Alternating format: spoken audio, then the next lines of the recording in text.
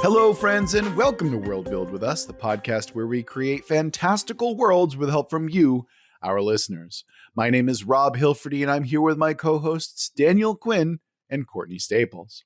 On today's episode, we are finishing up our month-long foray into the city on the edge of the end.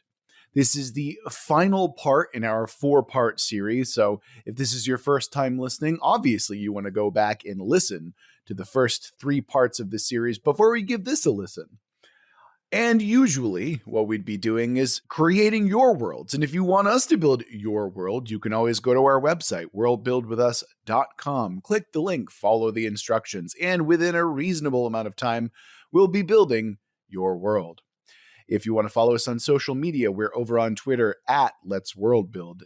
Of course, if you want to come and chat with us more directly, you can come to our Discord where we talk about world building, general stuff, and just the podcast in general. Mostly, if you want to come chat with us about anything, we're here, we're there, we chat about it. It's good. It's a fun time. Come hang out. Oh, a lot of stuff going on in the world of RPGs recently. And we've been talking about that. Of course, if you're feeling particularly generous, you can always come to our Patreon and give us money, where you'll be handsomely rewarded with early episodes, patron-exclusive episodes, and patron-exclusive Discord stuff. So if you're interested in that, or like I said, if you're feeling particularly generous, you can always do that clicking on the link in the description or going to our website or just kind of Googling Worldbuild with Us Patreon, and then bam, I'm sure that you'll find your way eventually. And with all of that out of the way, let's go ahead and roll right into our episode. And last we left off, we had our twist for this month-long series. And the twist was an evil cabal / secret organization is behind everything. So let's dive right into that. Courtney, how did you reconcile your twist where an evil cabal / organization is behind everything? So, since we already have a lot of evil cabals and secret organizations in the present day of the setting, I wanted to go a ways back in time to deal with the everything part of the twist. Ooh. And my thought is that the end of the world, that location, is not a natural occurrence, but was actually created by a sect within an ancient civilization that has since disappeared. It was a group that was maybe trying to harvest psychic or spiritual energy in order to concentrate it and use it to do something. I'm not exactly sure what, or even if we need to define it fully, but maybe it has to do with creating a wormhole to travel to another place or dimension, or they accidentally created a black hole. I'm not sure. But whatever the case, the end result was the end of the world and all the weirdness surrounding it. I feel like Daniel just perked up when you said black hole and or wormhole. I just had a thought, though. Maybe they were trying to create or harness an actual god, not just an angel, and that was the result. Okay. We wouldn't even necessarily have to do something with a god. Our angels are still so catastrophically out of control and unpredictable that we could still maintain that kind of angelic part of it as well. And we haven't really given enough credence to the power level of the angel. So it's quite possible that our angel is potentially powerful enough to start the end of the world as we currently know it. That's true. Yeah. Yeah. It also makes me wonder, when we talk about gods and angels, do they have a particular meaning outside of kind of what we generally think of, just having lots of magical powers? When you talked about a race trying to potentially summon a god, it makes me think, if this were a setting that wasn't some kind of, I guess it could work for a medieval setting too, but does it mean they were trying to conjure the perfect symbol or the perfect number, or were they trying to conjure the infinite, and the result is something godlike and angelic? I wonder, how do we think about these beings? Is the conjuration about something sacred? What does God mean to them, essentially? Yeah. Just a quick aside before we continue on here. Daniel, conjure the infinite is such a cool phrase. That's super cool. Yeah. Yeah. I just want to put in, if we can make that the title of the episode, just want to make a special case for that now, unless we come up with something even cooler. But I think Conjure the Infinite, that's a cool episode title. I just agree. tossing it out there.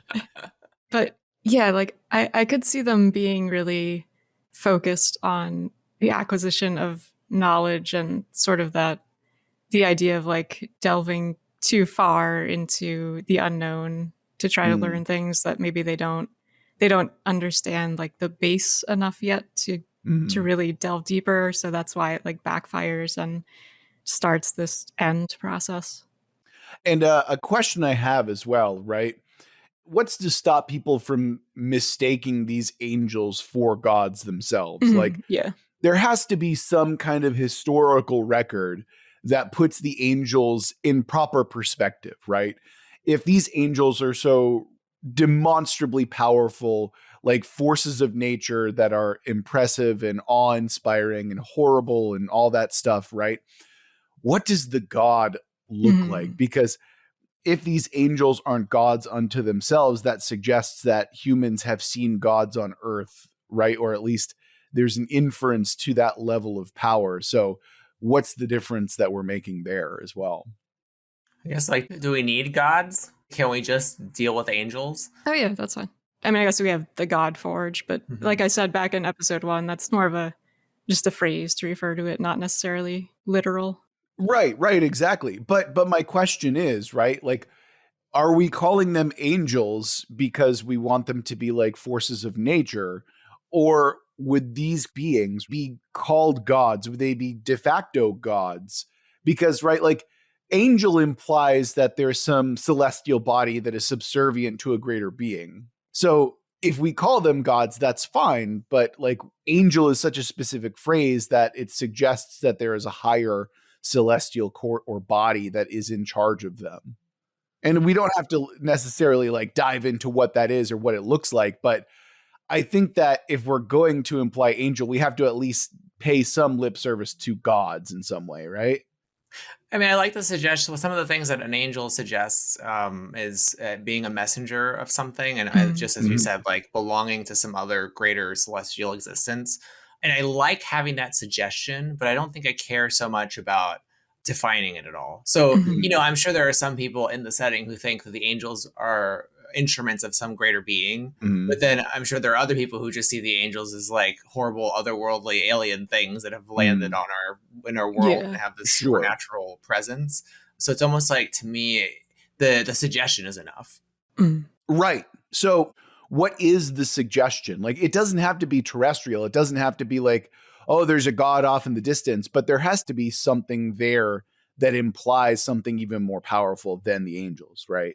And again, like, I'm fine, like, if we don't focus on it, I'm fine if it's like way off in the distance there, but like, I feel like we have to at least glance at it in some way. Does that make sense?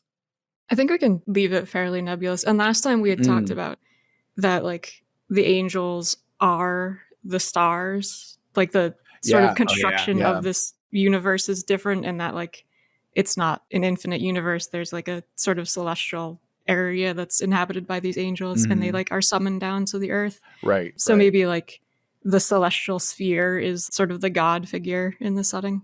Oh, that's cool. Like, there's this idea that we're basically in the palm of God, right? Like, we're in the grasp of God, and like the angels are just what we can see, right? Or like they're the closest thing. Yeah, that's interesting. Okay, I can support that. But we're getting off track from your man-made apocalypse here. Do we want to spend time talking about the fact that like this ancient cabal is responsible for a premature apocalypse? I mean, I think the implication there for the present day is that could happen again. Like, the end of the world could spread if that event were to happen again. And maybe that's what is potentially going to happen with the God Forge if it's not wielded correctly, or if it's misused. And it sort of is being misused. So I was going to say, like, Courtney, I don't know about you, but I know that our God Forge has been used properly, wielded in every good way possible. Yes, right? Yep. That's what we're interested in here. I guess the question too is, what were they trying to achieve exactly? And we don't have to be super specific, but a notion of what they were going for, and why it's the opposite. So if that were to occur again, then, what are they seeking? Like, for example, were they seeking a pattern of perfection that, if achieved, would create the perfect being, right? Right. So in that case, what's the modern interpretation of that and the danger of pursuing it? Or does this cult and its remnants still exist? I don't know. Well, maybe I can help with that a little bit. So I hear evil cabal. I hear a secret organization. We have angels in our settings, and goddamn it, I couldn't help myself but want to add their counterpart, of course, which are demons and devils. So now, mind you, I actually didn't come into this with too much in terms of specificity here, because I'm interested in seeing what we build off of this together. I'm interested in the idea that there is either a singular devil or a singular demon who's involved with this cult, and possession plays a big part of it. So that's my contribution. I want a singular devil or demon somewhere involved in this cult, and I want possession, whether it be demonic possession or some other kind, involved with this cult as well. I think that might help us kind of give a motivation to the cult, but I'm interested in what Daniel has to say as well. It makes me think, if I have to go back to what they're after, and I keep coming back to the concept of like some sort of perfection, that perhaps this person is either a perversion of their intentions within their cult and is slowly ruining it, or maybe his or her perception is opposite of what they've gone after in the past and is taking control of the whole thing. I guess in order to know what demons are, what the opposite of what they're trying to achieve is, we got to know what is it that they're trying to achieve. I'm going to just throw this out there. I love the idea that these demons, as we know them, are immortal to the detriment of their own being. So they have lived forever since the beginning of time.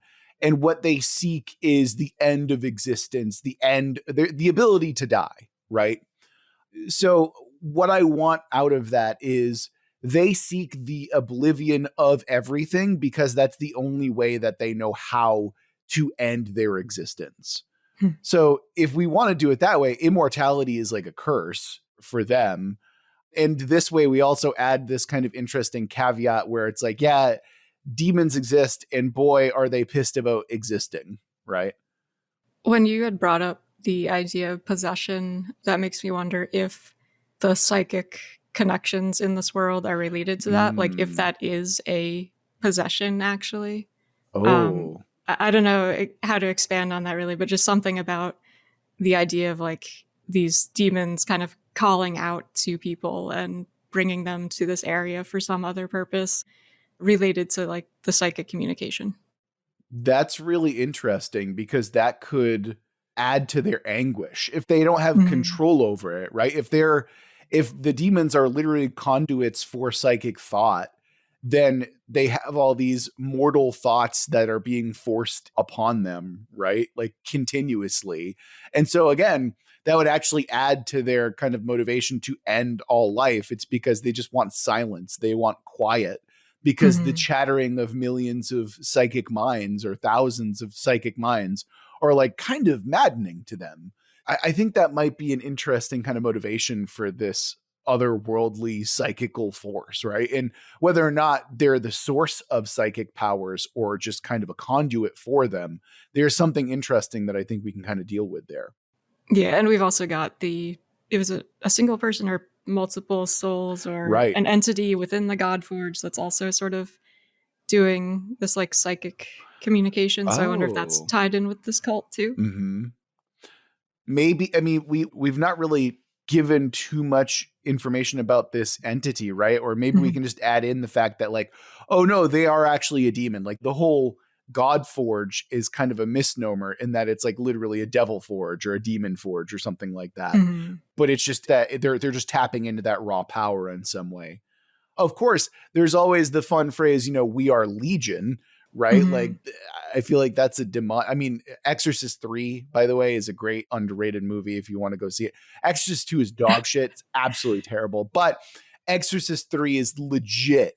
It is actually really, really fantastic and surprisingly dark and gritty in a lot of ways. But anyway, I'm getting way off track here. I'm just tossing this out there. So if the demons represent eternity and have been around forever, the angels must be the opposite then. And what again, I'm coming back to the question of what was the cult trying to achieve in their initial messing with this I guess their original version of a forge that made this line.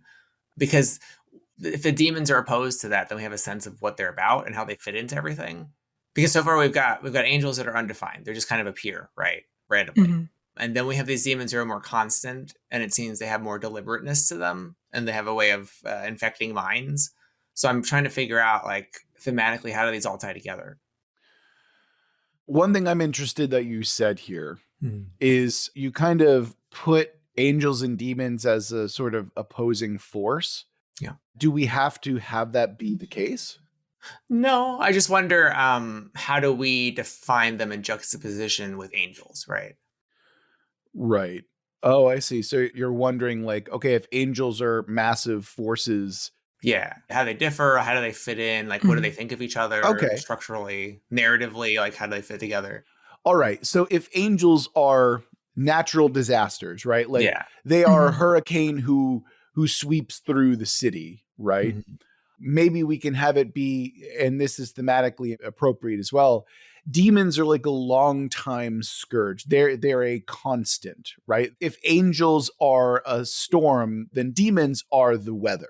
Okay. So they're a constant undercurrent. And I mean, we can turn that into a psychical thing if we're interested in something like that, where they're capable of long-term things. Because again, if the theme that we're running with demons here is eternity and angels are more about instances, then temporality is kind of the theme that we're playing them off of each other for. Okay, so then running with that, so we've also know that angels are part of the structure of the universe. They fall, right? And then they cause these temporary horrible effects.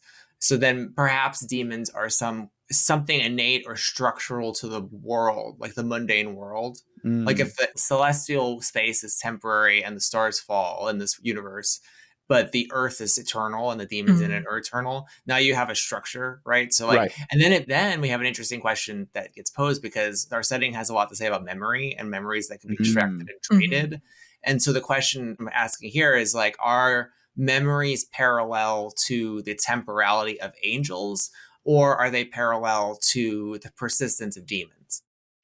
I'm gonna say that why not both? Because we have the God Forge, right? Like, so I think that when we talk about temporality here, we actually look at how the God Forge functions, and it creates stasis out of temporal moments, right? It creates long form versions. So it's kind of a perversion of a natural state of the world in some way. God, so it's kind of like that makes perfect sense in sense of like when I'm thinking about how religion often talks about demons and perverting the material world. It's almost like if memories are the stuff of angels, like the dream stuff of angels, just running with the metaphor, the demons are weaving it into something physical that sticks on the earth in some way. Right. They're trying to hold on to the ephemeral because they're trying to be ephemeral. Right.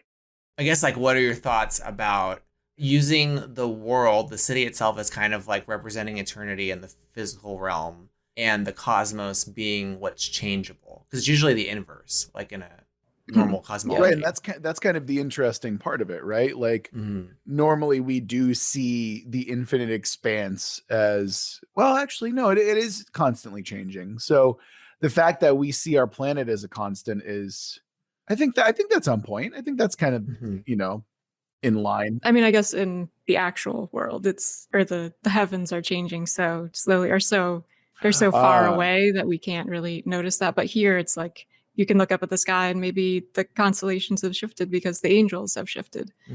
So that's like an interesting difference there.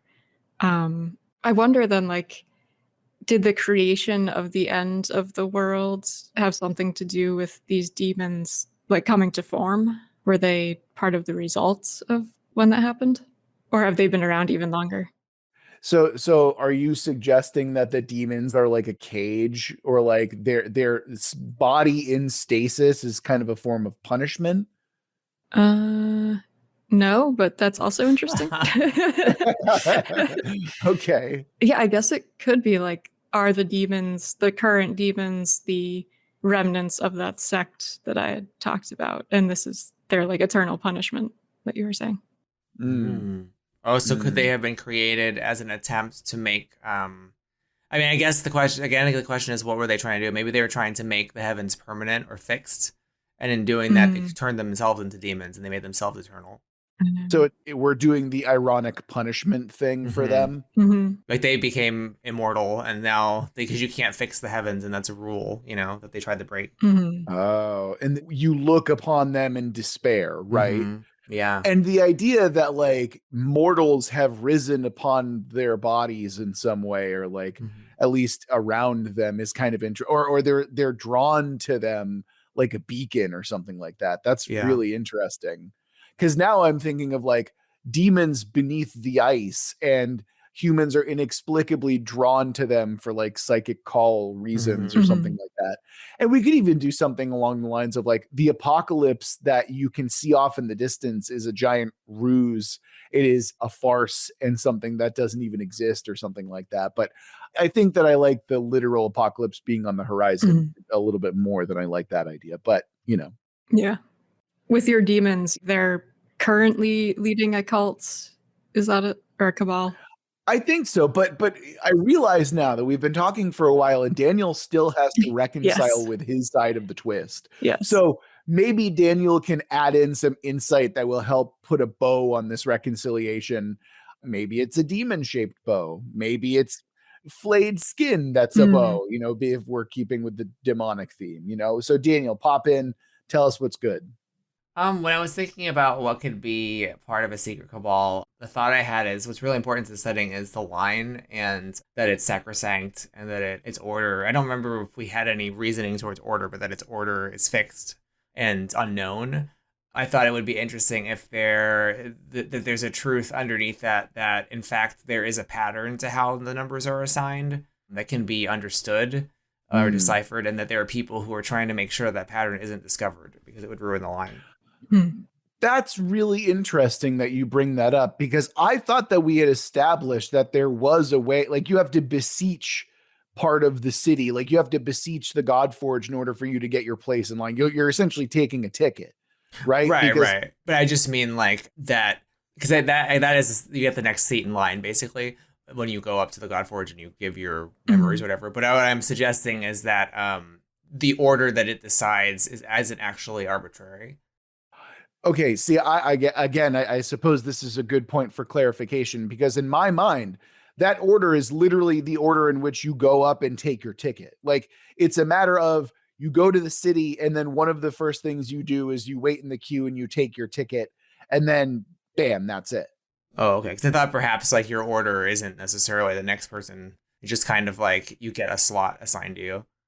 So you're suggesting that it is in some way randomized? Like I thought, because I mean, sure, there's possibly the image of thinking of it like there's a literal physical line of people, and they're all waiting for their turn. But I thought like the order in which it's fulfilled isn't necessarily the order in which they appear. Oh, interesting. So I feel like that adds a little bit too much chaos to it, though. It would, yeah. Because I didn't like. Obviously, I still envisioned like the city having built up as lines around it. Obviously, but I didn't know if it was like 1-to-1, like you go there and then it's fulfilled at that moment. I thought you go there and then you get a slot and then you wait in line. You wait for your thing to get fulfilled. Oh, geez. Yeah. Yeah, that is the case, though, that you get your ticket essentially first. It's like a deli counter. Like you grab your ticket. Exactly. That's what I mean. Yeah. I just thought that it wasn't like, like you could it could get fulfilled shortly or it could take some time, because you don't know the line order necessarily.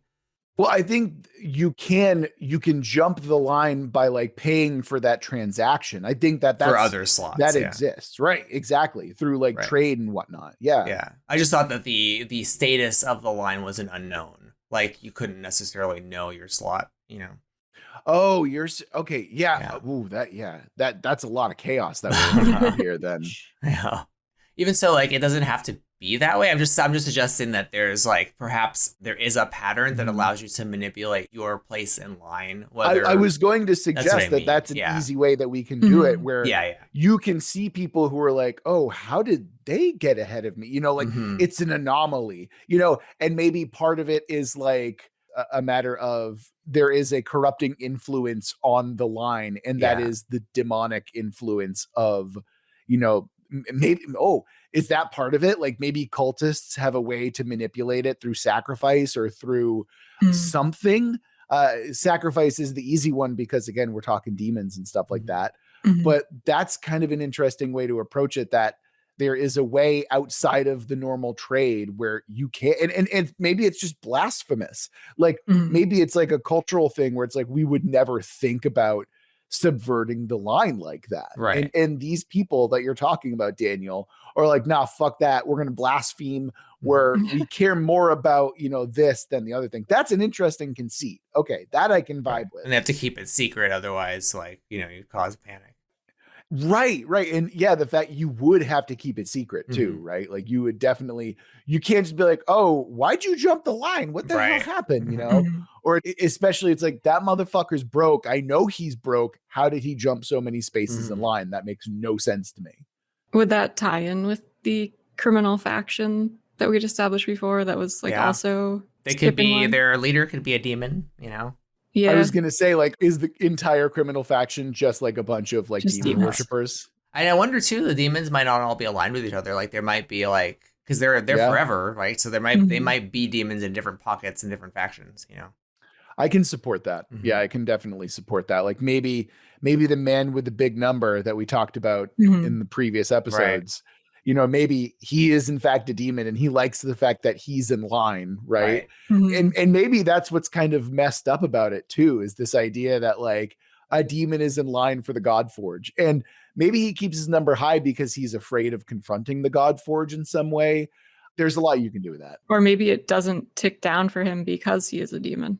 Oh, so you're suggesting that, oh, that's really interesting. Okay, that's cool. Like it knows, and it's like, no, you're just gonna stay at that number. Yeah.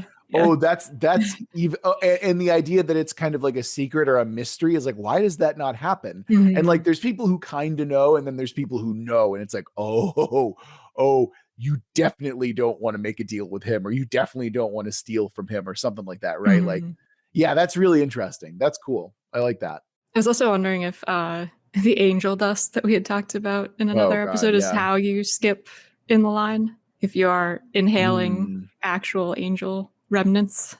Well, now we're getting into like ingestion of celestial bodies is definitely something that I've used in previous settings with you guys, or games that I've run with you guys before. So if a deacon of hate shows up, then we'll know that we're in the right area, right? But yeah, I think it was episode 2 where we established like literal angel dust that is being used by these like really wealthy, right, as illicit substances. Yeah, it was definitely in episode 2 for sure. Yeah. Well, okay. I feel like we've reconciled most of the twist. How do you feel about that? I think it's fine. I think so, yeah. Okay, cool. If you think this is narratively unsatisfying, hey, send us a DM in the Discord or come chat with us in general. That's fine. Or if you got a better idea, hey, come on down. Let us know. We'll hear about it. And with all that, by the way, like so many cool fucking ideas, right? So many great ideas that are in there. Now we get to do something that I think is a really fun kind of recursive event where in the very first episode, Daniel made me deeply uncomfortable by trying to get me to see the world, which was at the point completely unformed, right? From the viewpoint of a character. And I hated it. I really did. And now that we're in a point where the world is very solidly kind of created and formed, I thought it'd be really fun to come back and do that again, to see the world from characters' perspectives. And Daniel, considering that you're the one who started us down this road to begin with, why don't you start us with your character? Who did you bring to the table this time? This person is a non-person. So there's someone who woke up on a surgical bed and they have been stitched together. Their mind has been stitched together by a collection of memories. And so they don't know their actual identity because their memories have basically, their head has been used as a place to store or secret away a bunch of memories that they don't want anyone else to get their hands on. But it's been stored away in this person's head. So it's a person whose identity is buried under all these memories that are foreign to them. Well, Daniel, that's cool as shit. And I really love that. I mean, first of all, as a player character in an RPG or as a protagonist in a book, like you're literally made of hooks. Like that, right. There's so much that you can do with that, right? So that's really interesting. So, okay, when you're picturing them, they're a collective of shared memories, right? Essentially. And some of them are incredibly dangerous and need to be hidden. Yep. Do you see this person as someone who is like a naive fawn, or is this like, I'm basically Jason Bourne with like all these like combat skills built into me or something like that, and I just had my memory wiped? It could go either way. I mean, now that you mentioned that, might be a cool way to play it. I could also see, the kind of damsel in distress character if they're supposed to be sort of MacGuffin unto themselves. But a Jason Bourne concept would be pretty cool too, because then they could call on memories that they didn't know they had. Right. Yeah. And the shock on their face as they like effortlessly kick someone's ass, like, oh, I'm sorry, I didn't mean to. Like, that's super fun. Things. Yeah. And it also makes you think of Everything Everywhere All at Once. Like I was thinking that too. Yeah. I still haven't seen that, so I got to get on it. But it also kind of reminds me of MK Ultra, like just the secret program in general. Where it's like you speak, you're like banana bread, and then all of a sudden like, suddenly you just go fucking berserk. Yeah. So, okay, Daniel, let's talk a little bit more about this character though, right? So this is obviously created by this person and this procedure is obviously created by someone, right? I don't want you to tell me who that is, but is this the first, or are they part of a collective? Like, how unique are they? Is this something that is going to be unveiled throughout the story? Like, tell me a little bit more about that. From a story perspective, if I were using this, or even if it were in a game, I probably would want them to be unique, just because then they become really valuable. Like maybe it's really hard to do this, or like it's the first time it was successfully done. Yeah. And so like capturing them would be like extremely important, or that's why maybe they're always in the run in the party, or you're protecting them or something like that. It's got major cyberpunk vibes to it. Exactly. Like deep cyberpunk vibes to it. And I'm totally cool, because in this case, right, aesthetically, are you seeing them as like a whip stitch corpse that is like looks like Frankenstein, but like a more aesthetically pleasing Frankenstein?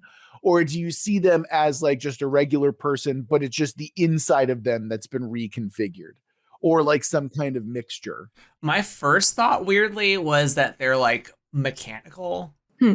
That's your go-to, like an android, kind of like like the clean. Think of like what's the old black and white movie with the Metropolis sort of android, and maybe they're dressed up enough to look like a woman or whatever to hide, but they're actually chrome. I thought that was kind of neat, but I could totally see a stitched together Frankenstein. I could see them being normal and their mind being stitched together. Like all those could work, right? I think. And I think honestly, you have a very different story depending on what they look like. Yeah, exactly. Yeah. That's kind of the interesting thing, because if they're a whip stitched corpse, then it's that's like, interesting. It's Frankenstein. Yeah. Or if they're like a straight up like I can't remember her name from Metropolis. The name is escaping me, but I don't know the android in Metropolis, right? Like who is like, do you know? Have you seen Boardwalk Empire? No, but I've seen clips of it.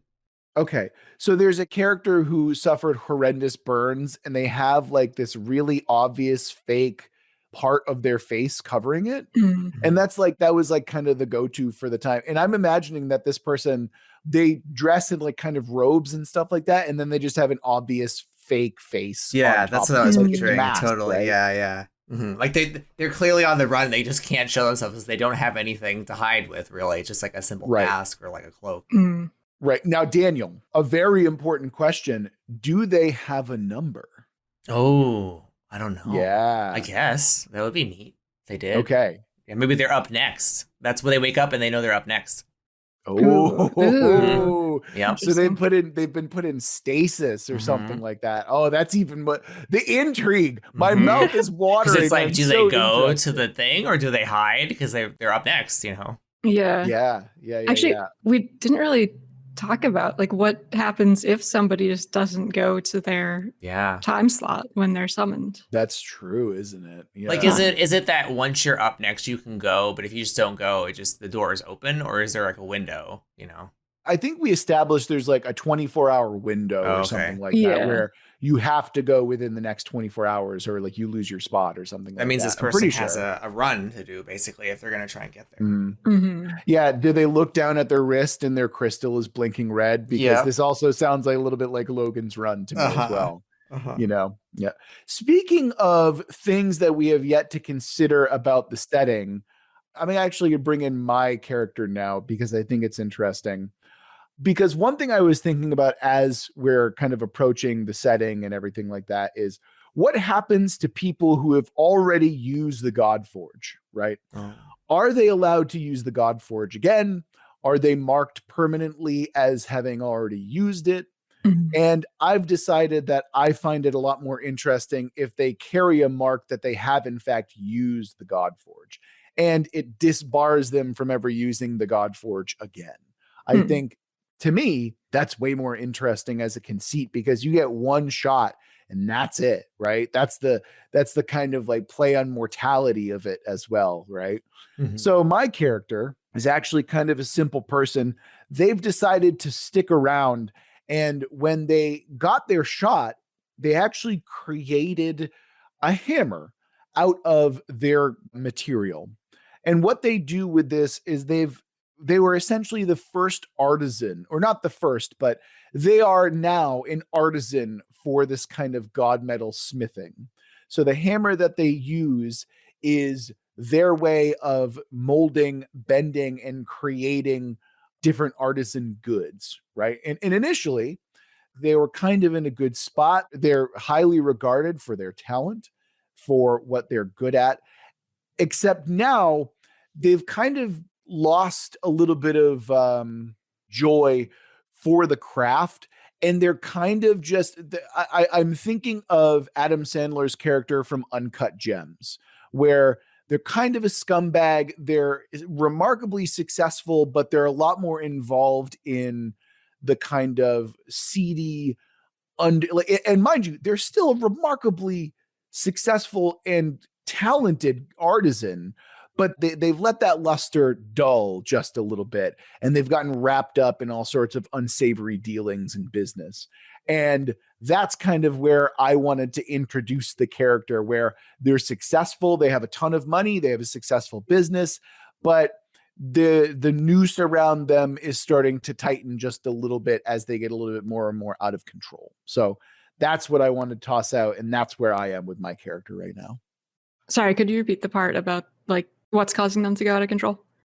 I don't have an answer to that, actually. Okay. Yeah, I'm not entirely sure what I want to do that with. I kind of left that open-ended to see if we can maybe slot in some connections or something like that. But I like the idea that this person has connections with the good and the bad sides of town, and they're kind of like a broker, right? They're kind of in between in some ways. But there's something that's drawing them a little bit more and more to the skeezy part of this business dealing. Could that thing be something that maybe someone that they've lost, and that's why they're wading further and further into the dark side?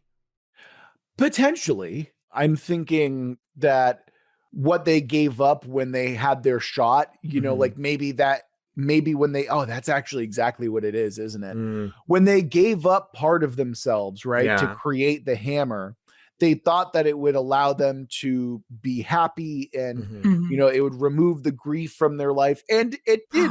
Did they give up their memory of a loved one to do that? Exactly. Yeah. Exactly right. Yeah. Yes, exactly right. So they gave up their memory, and for a while it worked, right? They were able to focus on their work. They created this mini empire for themselves. And after a while, they're like, oh, it still doesn't matter, right? Like they can still feel an emptiness inside of them, and they're trying to figure that out.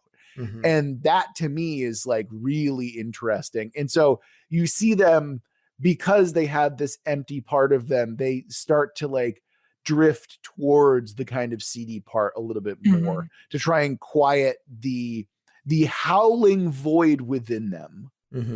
It gives me some noir vibes, potentially. Yeah. You know, I can't help but love noir. I know it's white as fuck, I love ironically. noir. I think it's great. No, yeah, but I'm like, oh man, I'm so there. You know what I mean? Mm-hmm. And mind you, I don't see this person as like the main character. I definitely see them as like a side character in this kind of conversation. But yeah, that's kind of where I'm at with it. And I love the idea that the big deal with this person is that they have connections, right? They know a guy who knows a guy, if anything, you know. Mm-hmm. And that to me is kind of the interesting aspect that I would want to play up if I were playing this or writing it out or something like that. They're also very helpful in terms of structuring either a story or a game, and that this could be a central character. You know, it could be the straight character that all of the other ones can integrate through. Mm-hmm. So like it would be easy to center them. That way you have someone to follow, you know. You could even use them as like a quest giver and so like for low level games, right? Possible, like this is definitely for sure. And I'm also wondering too if this person's like missing chunk of memory is related to Daniel's mishmash of memories. Yeah, I bet. Like if that's sort of looped in there somehow. Oh, maybe that person's memory is in the other person in part, you know? Yeah. Oh, wait a minute. I don't think we ever talked about this, but I love the idea that the memory that you give up can be like transferred or moved somewhere else. Yeah, because don't they sell them and make them physical and sell them in various ways? Well, they make them physical, yes, but we've never talked about the idea that they're like bought and sold or anything like that. I thought that was like the resource. Yeah, that was a resource. I thought that was the core resource of the setting. I thought that when you have that material, right. We had that dichotomy. You could either turn it into like something like an artisan craft, or you okay. So that's remember we had like a drugs that you could like remember their memories to or something. Right. Yeah. So then that's what happened then. He made the hammer out of this thing, and then maybe he sold it or maybe he got rid of it once he got to a certain point in his career because he feel like he didn't need it anymore. There we go. Yeah. Okay. That's exactly what happened. Got it. Okay. So Courtney, you're the only one left. You got to tell us all about your character. How and why do they sacrifice children? Wow. No, I'm actually going to be a bit boring with this one. I'm going back to the same concept that I had in episode 1, where I had the idea for a like psychic researcher scholar who was drawn to the city or beyond the city towards the end because of some like psychic pull they were feeling from the person that they're telepathically linked to, who had gone beyond the wall towards the end of the world. And based on everything that we had talked about so far, and in this episode too, I think so far, I think that's still a viable concept, especially because there's that entity inside the Godforge who's been calling out to psychics. And now, Rob, we have your demons who are sort of psychically possessing people. And I think this woman is going to take on the role of like an investigator, which too is like very noir. Just investigating all the craziness going on in the city, the various less than upstanding factions that we've got, the misuse of the Godforge and all of that. You know, one thing that we haven't talked about yet is this idea that none of the factions in our city are demonstrably good or like even a little good for the most part. And I really appreciate that. I really love the fact that, yes, we're at a point where it's like, yeah, there's only shades of gray. There's no good here, you know? Anyway, Courtney, let's get back to your character. So they're an investigator in this setting, right? Yes. What does that look like? What does that mean? Who pays them? So I think originally they come to the city as like a researcher, or like that's their role in the outer world, basically. They're some sort of scholar. And once they get to the city, they realize that things are very complicated and there are a lot of questions that have gone unanswered, a lot of people that have gone missing, including the one that they're probably struggling to find. And they probably get involved in looking at deeper, probably deeper than they should look for their own health, but they're compelled to look into things that don't quite make sense to them. Interesting. Okay. No, that sounds dope as hell. I'm just like, okay, we literally have, like, I'm thinking about this, Daniel, you literally nailed it. We have a noir story. Yeah. Totally. Like, I mean, the pairing of your investigator with his character, I feel like are like the central forces, because you've got the person trying to solve a mystery and then you got the person who has all the connections, You know who's and also then you like have troubled? you, the mystery. The mystery, right? So it works. Your character is the mystery. Yeah. You're the mystery. I'm the person with the connections. Courtney is the investigator trying to. Yeah. Okay. Daniel is simultaneously femme fatale, damsel in distress, and MacGuffin all wrapped into a singular person. Right. Yes. Yeah. That's come on. This happens a lot, right? Where we will come to a setting and we'll sit down and we'll be like, oh, all of this just so happened to work serendipitously, or we leave hooks where we can add that in. And it's like, we look at this and like, we did not plan a fucking second of this, but it looks like we did. Right. 100%. Right. And it's like, damn, this works so well. We've got okay, we don't even have to do a main quest line because we've literally done the story already. We've literally made it happen through the characters. It's wild. Pretty much. Yeah. Damn, that's awesome. I could see this working as like a pre-gen, like you pick one of the 3 archetypes to play as your character. You could be like the mystery, the investigator, or the, I don't know what you would call yours, Rob, but the other one. I like the other one. Yeah, personally. That guy. Yeah. What is the archetype called for like the contact person, right? Like that I know that has a name. The fence. Yeah, there you go. Okay. Yeah. I mean, I have a legitimate business, but maybe that's part of it, is that I'm also dealing in like stolen goods, you know? Yeah. Oh, I'm dealing in stolen goods to try and find the thing that was taken from me. That's what she wants, obviously. You got like a noble intent underneath. Oh my God. Guys, it keeps getting better the more that we talk about that piece of memory of her or him is inside of my robot or / Frankenstein, and so that probably helps you get closer, you know. Yeah.